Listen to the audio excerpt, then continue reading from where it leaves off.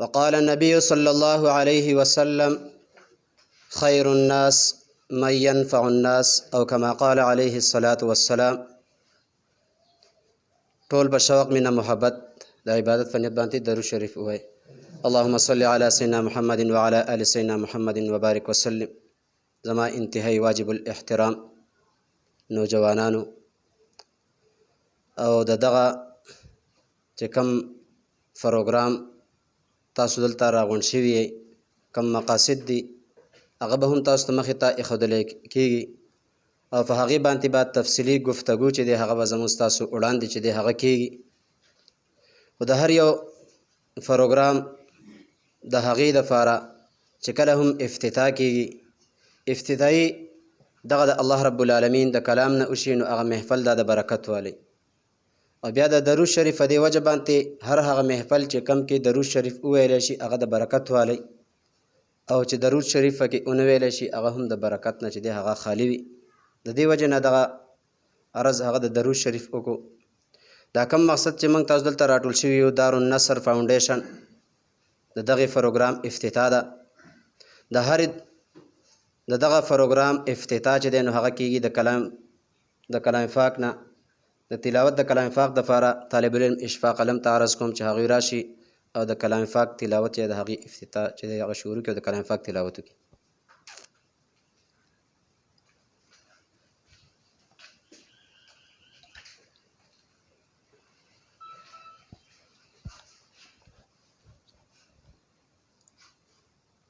بسم الله الرحمن الرحيم.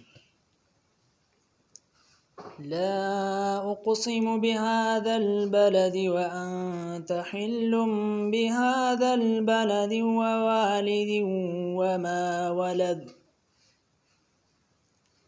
لقد خلقنا الإنسان في كبد أيحسب أن لن يقدر عليه أحد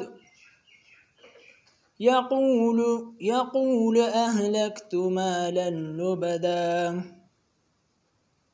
أيحسب أن لم يره أحد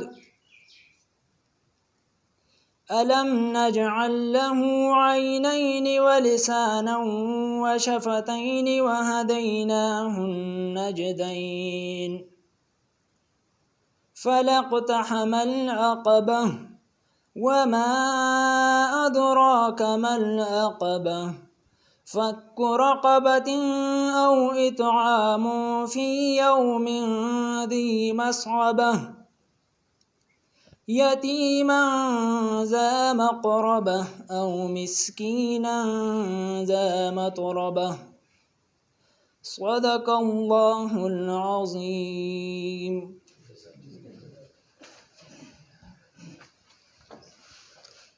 جزاکم الله خیره. مالیار چې شوکوي غوټۍ د ګلو مالیار نه دی. مالیار چې شوکوي غوټۍ د ګلو مالیار نه دی. په ګل چې وي غمجن هغه مالیار ګڼی شي. زما واجب الاحترام قدرمندو عزتمندو ورونو د کلام پاک تلاوت چې دی هغه وشو. باقاعده دغه خپل چې کم پروګرام دی د هغې گفتگو ده د هغې کم اعراض او مقاصد دي هغه ستاسو مخې ته چې دی هغه به راځي. خو د هغې نه وړاندې یو څو خبرې عرض کوم چې د داسې تنظیم او د داسې ټولګي په علاقه کې یو ضرورت راځي. دا ولې راځي؟ نو الله رب العالمین د انسان پیدا کړی دی خلیفه. کله چې هم الله رب العالمین انسان پیدا کو نو د فرشتو سره یو مشوره کوله. وإذ قال ربک للملائکة انی جاعل فی الارض خلیفه. هر کله چې ووایي رب ستا ملایکو ته چې زه پیدا کومه یو خلیفه. خلیفه چې دی هغه ویلی کېږي په دې ځمکه باندې چې کوم انسان دی هم د دغې ته چې هغه به د دغې ځمکې سره د دې اسمان سره د دې ځمکې چې څومره ذریات دي د هغه تمامو ذریاتو سره وابسته تړونکی چې کوم سړی دی دغې ته چې نو د دې سره به د وابسته راځي. عوام سره د خلکو سره د دې کلي سره حجرې سره د روډ سره دغه شانتې عوامي مسایل تمام چې څومره هم دي د دغې سره به د وابسته چې دی نو هغه راځي. نو دغه الله رب العالمین د فرشتو سره یو مشوره کوله. الله رب العالمین ته دغه مشورې څه حاجت ورته نو، ضرورت ورته نو، خو زما ته یو تعلیم راکو. هغه تعلیم دا چې بیا الله رب العالمین فرمایي شورا بینهم، تاسو چې هم کله داسې یو کار کوئ نو په خپل منځ کې مشوره چې دی هغه کوئ. په دغه مشوره کې الله رب العالمین خیر او برکت چې دی هغه ایښودی. او تبلیغي حضرات چې د هغه فرمایي هغوی د مشوره کې داسې خیر او برکت چې د هغه پټ پروت دی، لکه څنګه چې په دې پیو کې غوړي چې دی نو دا پټ پراته دي. نو دې کې انتهایی زیات چې دی نو هغه خیر او برکتونه. بیا الله رب العالمین موږ او تاسو انسانان پیدا کړي یو اشرف المخلوقات. الله رب العالمین بهترین مخلوق کې پیدا کړي یو د فاره د دې چې خیر الناس ما ته به څه کو خلکو ته به نفع رسو، د خیر د خلکو د خیر د فاره چې دی هغه به اوچتېږو. من ینفع الناس، هغه سړی چې هغه بهترین وي، هغه انسان دی چې هغه د خلکو د نفع د پاره چې دی هغه ودرېږي او وابسته شي، خپل ملا چې دی هغه وتړي د خلکو د خدمت د پاره، خپل ځان چې دی هغه قرباني هر قسم لا قرباني ته چې نو هغې ته تیار دي.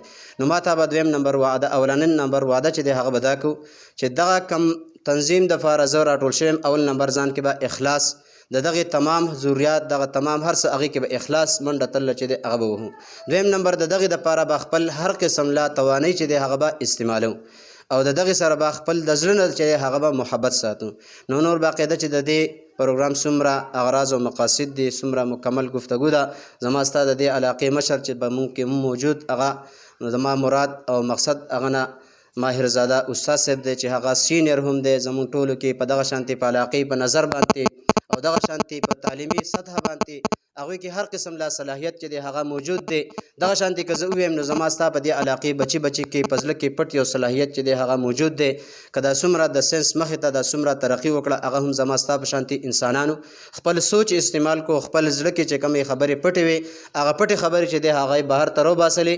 نو دغه چې دی نو ما ته هم د دغې علاقې دغه نوجوانان یو، دغه انسانان یو، زما ستا چې په زړه کې سوچ فکر کې کم یو خبره پټه پره دی هغه به راخلو مخې ته د خپل عوامرونو ته، د خپلو مسلمانانو ته، دا به وښیو، د هغې باندې به مخې ته راه عمل چې دی هغه به اختیار کو. نو زما ستا مخې ته زندګي چې دی هغه به بیا کامیاب رواني.